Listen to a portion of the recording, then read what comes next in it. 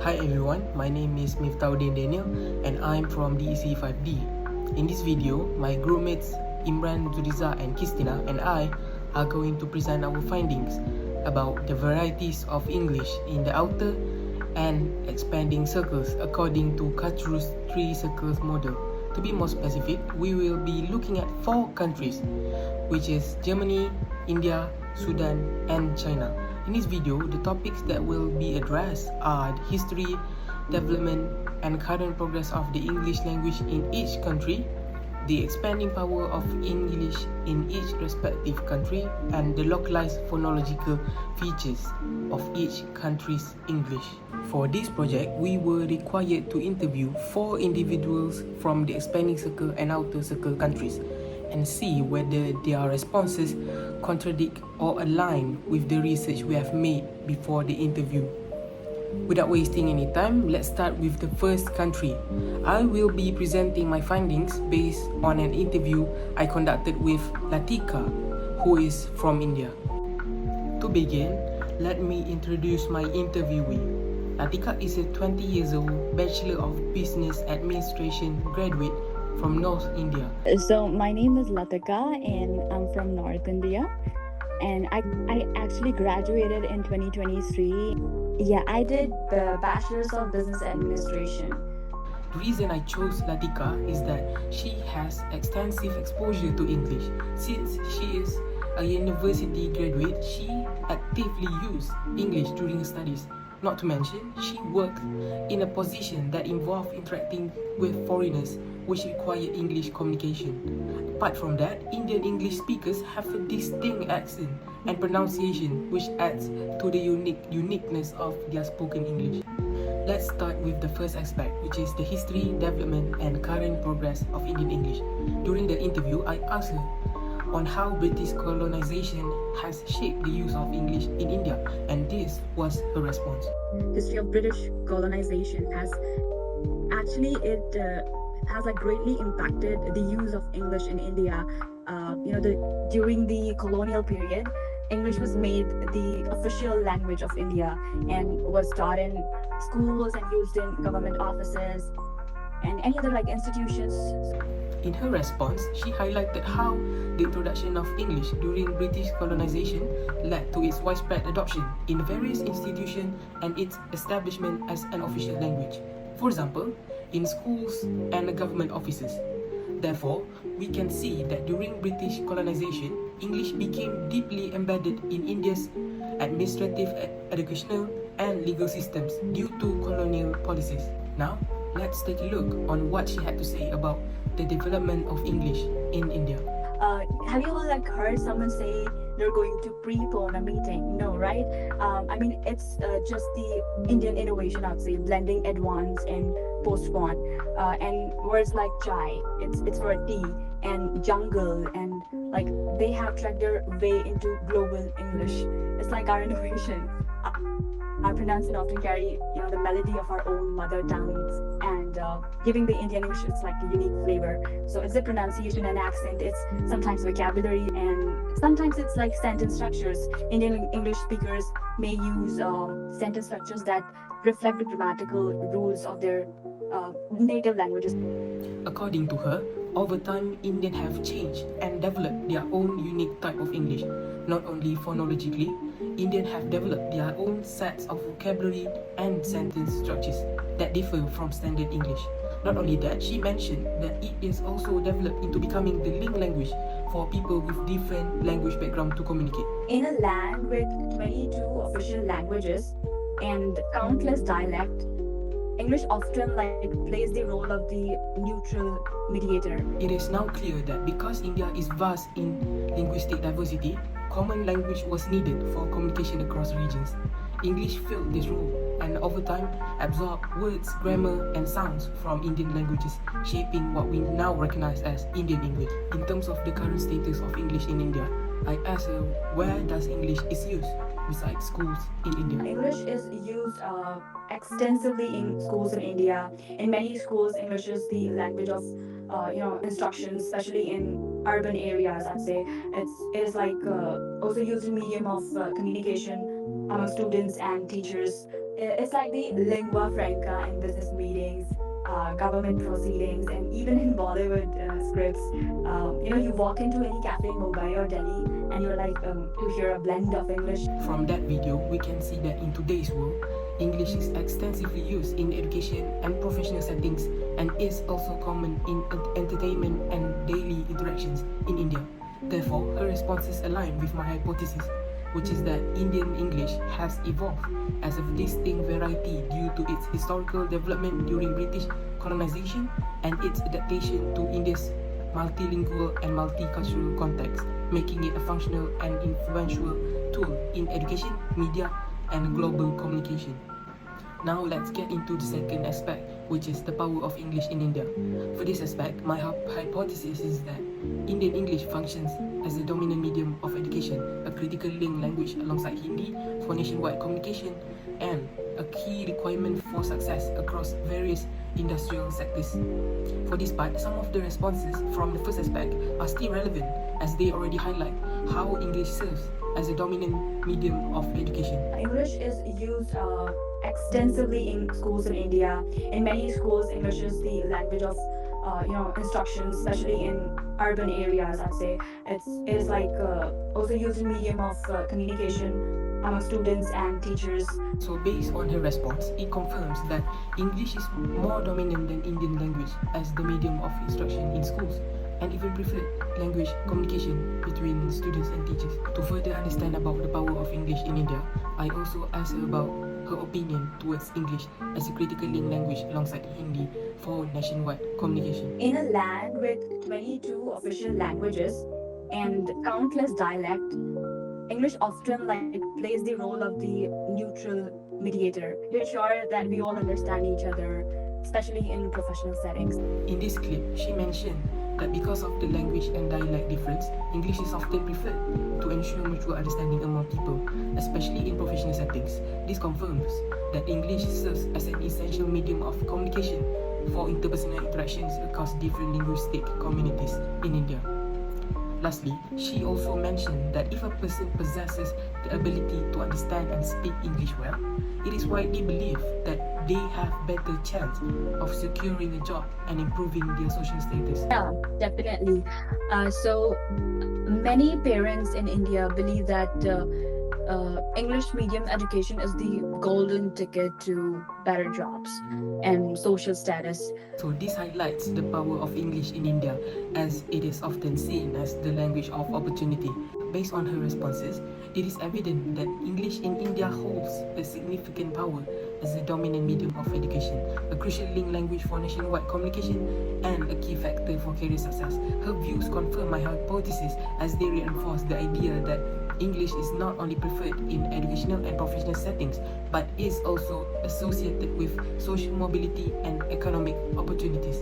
For their phonological features, I wanted to discover whether or not Indian English exhibits several distinctive phonological features influenced by native languages. To confirm, I asked her opinion on some words that might be pronounced differently by Indian speakers. From the interview, I found that Indian speakers pronounce the sound th and d with the tongue curled back. For example, the word time might becomes time and dog might becomes dog. Well, in many Indian languages, we use retroflex sounds where, the tongue curls back. So in words like time or dog, my tongue often curls back slightly. Indian people also pronounce the sound p, t, and k with no strong puff of air like standard English does. For example, the word pin becomes pin, top becomes dog, and cat become cat. But my parents does not speak like that. They probably say pin or top or cat. Moreover, Indian people often replace the t sound with d sound. For example, the word this might become this. This might become this. Other than that, silent letters are pronounced by Indian speaker. For example, the word often might be pronounced as often. In Indian English, yes, people do pronounce the silent letters, turning det into like depth, or often into like often. My interviewee explained that this happens due to the phonetic feature of Indian languages, where every letter is pronounced and none are silent.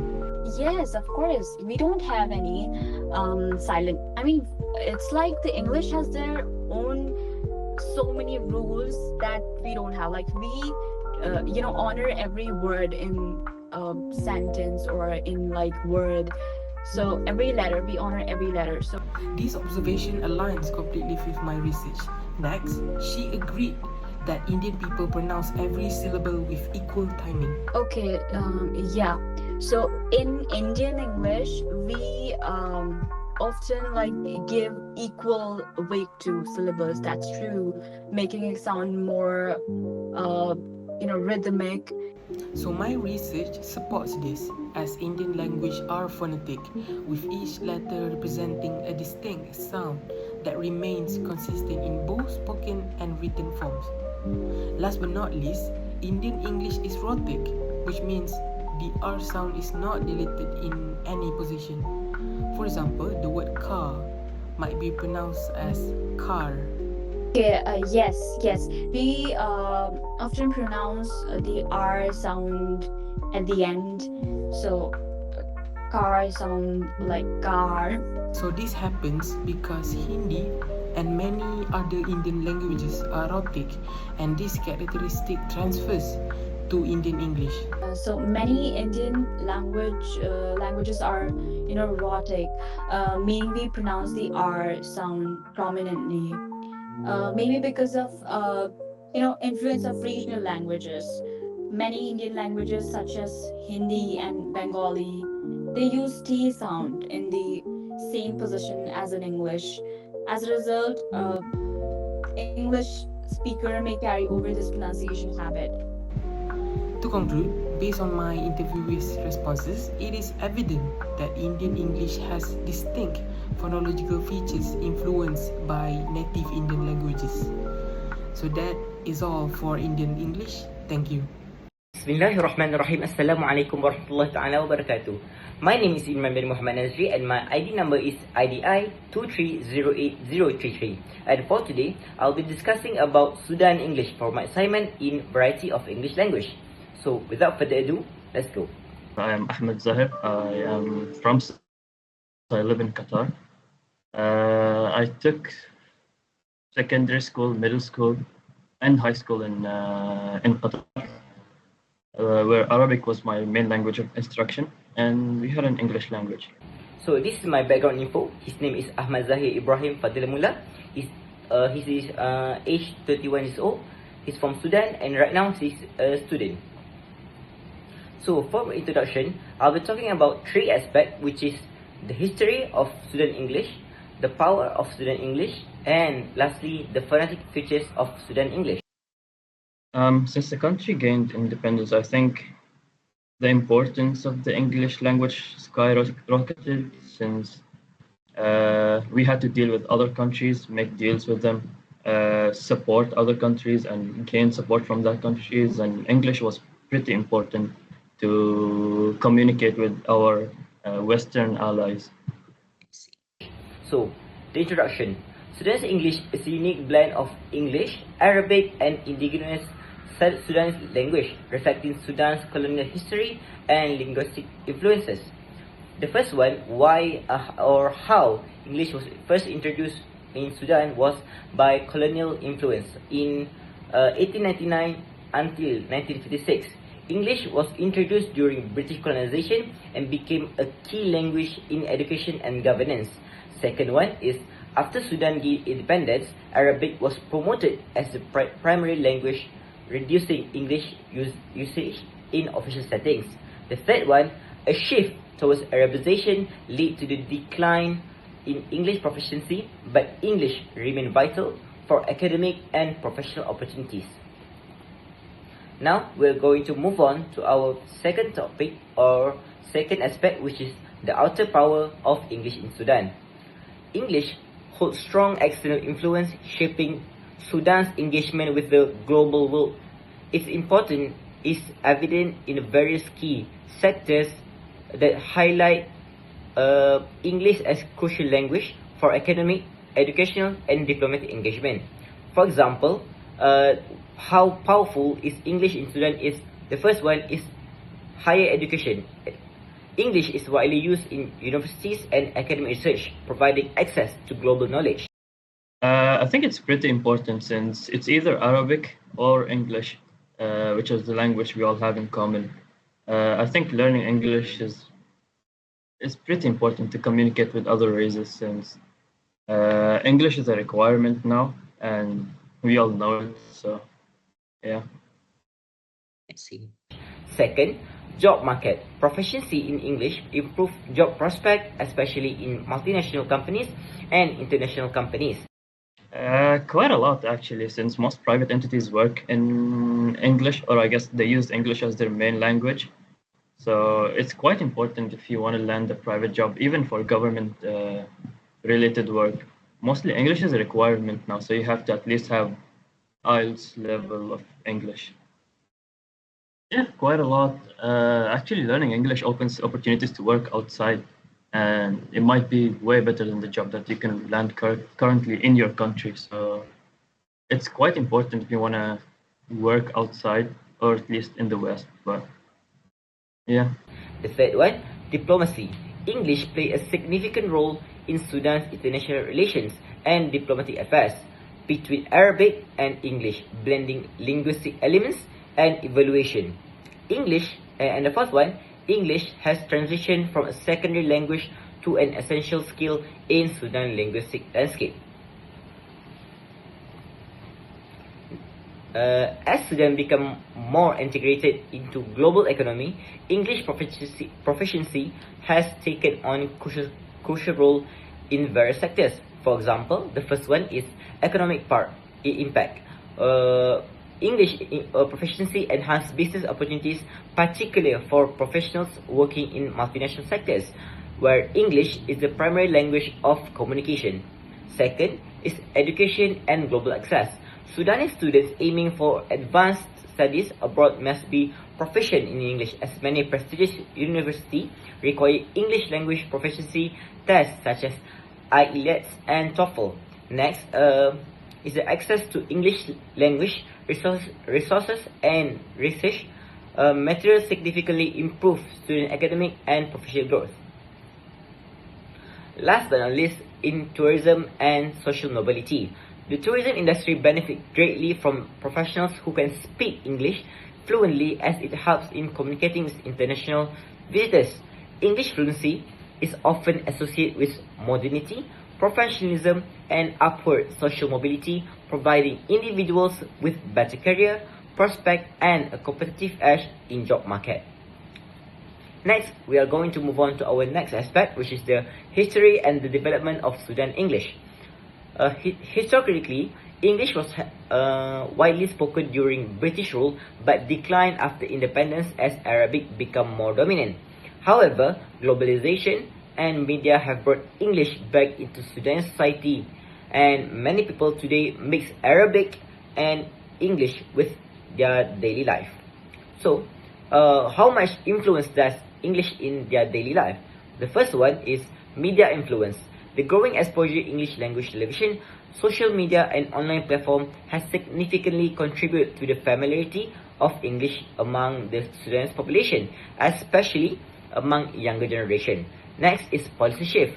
During 1990s, government restriction on English education reduced its prevalence, but in recent years, there has been a renewed interest in strengthening English proficiency, particularly for economic and diplomatic purposes. Next is code switching and hybrid usage. Sudanese English is characterized by frequent code switching between Arabic and English, as speakers blend elements from both language in a casual and professional conversation. Next is the linguistic mix. The linguistic mixing reflects Sudan's bilingual natures and increasing influence of English in daily interactions. Third one, or next point is evaluation. Over the years, English has transitioned from a secondary language with limited use to an essential skill in Sudan's linguistic landscape. English is now recognized as an important tool for career advancement, international communication, and access to global information and resources. Now we are going to move on to our main topic, which is our main aspect, which is the phonological features of Sudan English. Sudanese English has a unique pronunciation pattern influenced by the Arabics. Many Sudan speakers replace certain sounds, such as pronouncing very as very or thing as thing. These changes result from the lack of equivalent sounds in Arabic. So, right now I'm going to talk about the 6 most popular phonological features that Sudanese people use. The first one is vowel substitution. Certain vowel sounds in English are replaced with similar ones from Arabic. For example, the word beat, B-I-T, may be pronounced as B-E-A-T, which is baked. And next is consonant substitution. English consonants that do not exist in Arabic are often replaced with very similar ones. For example, the word very pronounced as ferry, which is F-E-R-R-Y. They are substituting the alphabet V with alphabet F. Next is consonant cluster simplification, reducing or omitting consonants in clusters to match Arabic syllable patterns. For example, the word street pronounced as street, which is S-R-E-E-T, dropping the initial T. And number 4 is the sound replacement, which is the Arabic people have hard or difficulties when pronouncing the sound the, so they replace the sound with the alphabet of S or Z, which is, for example, the word thing or this. They pronounce it as think for think, and this become this, which is Z-I-S. I think they just say, do you think, like with an S? Yes, I see. So next is the final consonant devoicing. Voice consonants at the end of the word become voiceless. For example, the word bag be pronounced as back, back, back. So next is final consonant devoicing. Voice consonant at the end of the word become voiceless. For example, the word bag, B-A-G, become back, back. So they remove the sound of G and replace it with K. Next is R sound emphasized. Sudanese English speakers often emphasize the R sound, rolling it more into standard language. For example, the word brother may be pronounced as brother. I do notice that I quite catch myself saying, I emphasize the R, so I roll my R's, so I say brother instead of brother. Yeah, I catch myself saying that quite a lot. These features showcase how Sudanese English has adapted to linguistic influences, creating a distinct variety shaped by history, culture, and practical usage. As conclusion, English has influenced fluctuating role in Sudan but remains vital education, employment, and diplomacy. As Sudan continues to grow, mastering English will provide new opportunities for its people. Thank you so much for listening. In this interview, we will discuss how English has developed in Germany, its role today, and why it is important due to the globalization. We will also look at how a person's native language affects the way they speak in English. Today, we are talking to our subject, Narin Rashid, a 19-year-old student from Kaiserin Theophanu School in Germany. Narin's family is from Iraq and Afghanistan, and she speaks Kurdish and Farsi as her first languages. She has lived in Germany her whole life and also speaks German and English. The reason we chose Narin for this interview is because she knows many languages and has learned English in Germany. Her story will help us understand how a person's first language can affect the way they speak in English. Is Narin Rashid. I'm 19 years old and I come from Iraq and Afghanistan, but I've lived in Germany my whole life, so I was born here. And I'm a student at Kaiser Theophanu Schule. and my first languages are Kurdish and Farsi, and I also speak German and English. To begin, let's talk about the history, development, and the current progress of English in Germany. First is post-World War II influence. After the World War II, Germany underwent many political and educational reforms, and English was chosen as the primary foreign language in schools, replacing other languages like French and Russian.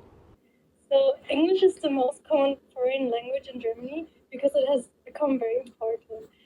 Like after World War II, English was chosen to be the main foreign language in schools in Germany. Over time, English became even more important because of the globalization. And today English is used in business, education, and culture. So it is important for people to learn. Next, let's talk about the role of globalization. With the rise of international trade, media, and technology, English became more important for Germans. English is now widely used in business, higher education, and cultural industries like music, movies, and technology. I think it will keep on getting more important in Germany because the world is becoming more connected, and English is the language used in, like I said before, in business, education, and even entertainment. Because of the globalization, English is becoming even more necessary and it's important because people need it for work or to study anywhere. Let's move on to the current progress of English in Germany.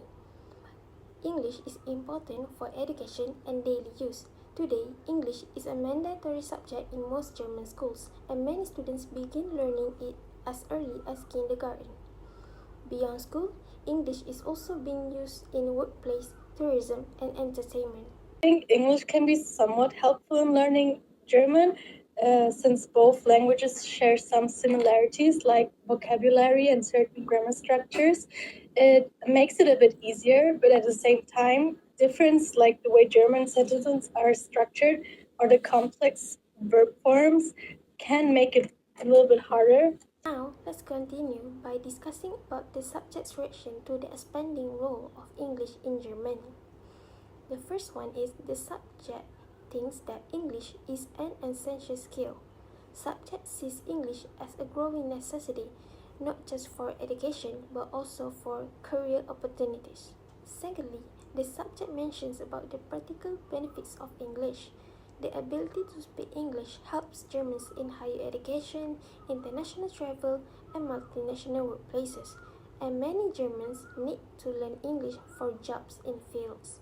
It will keep on getting more important in Germany because the world is becoming more connected, and English is the language used in, like I said before, in business, education, and even entertainment. Because of the globalization, English is becoming even more necessary and it's important because people need it for work or to study anywhere. I'm going to be explaining about the features of localized English in Germany in phonological aspects. The first one is the T sound replacement. The T sound in English does not exist in German, so the German English speakers often replace it with the letter S or Z. For example, when saying the word tree, they would say tree instead of tree. And when saying the word this, they will replace the Z sound with Z, which makes it sound like this. I actually do replace it sometimes, like the th sound. I tend to pronounce three like three and this like this, but not really that often. Like only when I am like confronted with English out of nowhere, and I don't know like. The second one is the silent letters confusion. In German, every letter is pronounced clearly, so silent letters in English would cause confusion. For example, many German learners pronounce the word often with the T sound, so they would pronounce it as often instead of often. Yes, I do. In German, every letter is pronounced. So when I come across silent letters in English, it can be a bit confusing.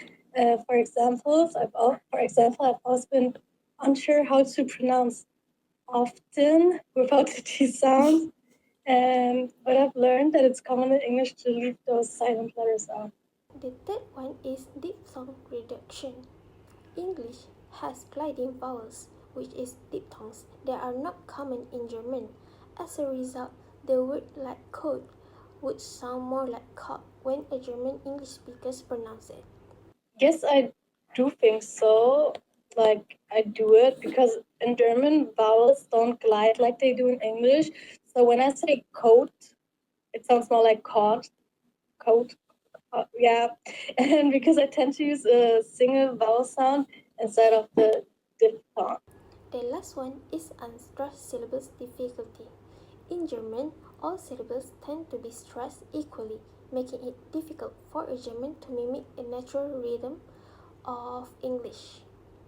For example, when they pronounce the word comfortable, they would pronounce it with all syllables emphasized. Yeah, it was very challenging when I was younger, but because in German we pronounce every syllable clearly, but in English there are a lot of words with like weak, unstressed syllables. For example, comfortable is hard because I tend to pronounce every syllable equally, which doesn't match the way native speakers say it. There's some sounds in German that are tricky for English speakers, like the sound, and knowing English doesn't really help with those. Yeah, so German pronunciation is different enough that you still need to practice it on its own. To summarize, from our talk with our subject Naren, we learned about how English has become important in German and how a person's first language can affect the way they speak in English. Her experience shows that knowing different languages can change pronunciation, grammar, and vocabulary in English. Assalamualaikum and hello everyone. My name is ZULIZA AZYANA binti AHMAD ZAKI YAMANI from DAC 5D IDI 230811. I choose to interview a person from an expanding circle country, which is Indonesia, or officially known as the Republic of Indonesia. Indonesia is a large and diverse country located in South Asia. I selected Indonesia because the country has a unique relationship with the English language. Based on my research, English in Indonesia is used as a foreign language and ranks as the second most widely spoken language in Indonesia, particularly in major cities like Jakarta and Surabaya. It is often used in various sectors like business, education, and international communication. Not only that, even though Indonesia use English as their second language, but most Indonesians people, especially in rural areas like Bali, use Bahasa Indonesia in their daily communication rather than English. For my subject, I reached out to Aurel, a 22-year-old Indonesian student from Bakery University, majoring in civil engineering, living in Jakarta, Indonesia. So my name is Aurel. I'm from Bakery University, and I'm from Jakarta. I'm major civil engineering. She first started learning English when she played in a group, using basic English like numbers and a few words. Okay, I started learning English when I play group, but it was just basic like numbers uh and just few words. Based on my research, the country has a long history with English, starting from the colonial era when English was introduced during British rule in the early 19th century. Following the Dutch colonization, English continued to play a role as the language of trade, administration, and education. After Indonesia's independence in 1945, English continued to influence many sectors, particularly in education, business, and international communication. Based on my research, I have found that in Indonesia, English has been different between standard English. First, let's talk about syllable stress patterns. In standard English, syllables within words are stressed in specific manner, which helps differentiate meanings and emphasize certain parts of the word. For example, the word idea in English is stressed on the second syllable, idea. However, in Indonesian English, the stress patterns often shift and idea is pronounced with the stress on the first syllable, which is idea. This is difference between standard English because Bahasa Indonesian's more consistent syllable stress pattern, where stress usually falls on the first syllable of a word. So as a result, Indonesian speaker may not be pronounced incorrectly on their own syllable stress pattern. Indonesian often say idea to adding extra. Yeah, it's same. Idea. Idea. Good idea, yeah. Next is non-existence of the th sound. In standard English, we have two distinct th sounds. The first one is the soft th, as in think, and the hard th, as in this. However, Bahasa Indonesian does not have a th sounds in its phonetic system. As a result, Indonesian speakers may difficult to pronounce in a correct way. For example, the word that may be pronounced as that, and think may sound like think. They may replace the th sounds with d or t. About the word data tadi before, pronunciation is maybe it depends on person, because I different with my friend difference pronunciationnya. Some wait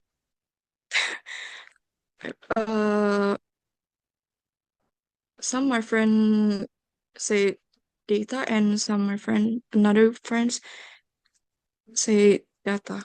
And finally is substitution of V sounds with F sounds.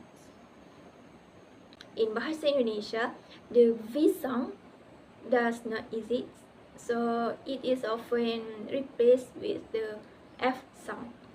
So this is why Indonesian speakers may be pronounced face like face, or voice might sound like voice. This happens because Bahasa Indonesians tend to use the F sounds instead of the V sound, as their phonetic system do not have a direct equivalent for V sound. So this is another example of how the native language influence their English pronunciation. Voice. In Indonesia, we say voice. So in conclusion, the phonology of English in countries like India, Germany, Sudan and Indonesia is significantly influenced by the native language spoken in those regions. Each country have a unique phonetic system, shapes how English is pronounced by its speakers. So, for example, in Indonesia, the absence of certain words like the sound and the lack of diphthongs are key phrases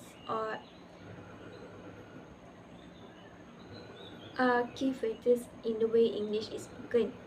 Similarly, in Sudan, the influence of Arabic on English pronunciations leads to substitution of certain consonants, such as the T sounds, being replaced by S or Z sounds, and the V sounds may be replaced by F sounds, much in Indonesian English. While in Germany, English pronunciation is influenced by German phonetics, where the T sound is often replaced by S or Z sounds, and the W sound is pronounced as V sounds. Basically, German speakers tend to struggle with English vowel sounds as their native language has fewer vowel distinction. So last but not least, in India, English is often spoken in an accent that reflect the regional languages, where the T sounds may be replaced with the T or D sound, similar like Indonesian, and the V sounds may be substituted with W sounds. So, in conclusion, overall, English pronunciation in these countries is deeply shaped by the phonological characteristic of their native languages, leading to a unique accent and speech patterns. So I think that's all for now. Thank you.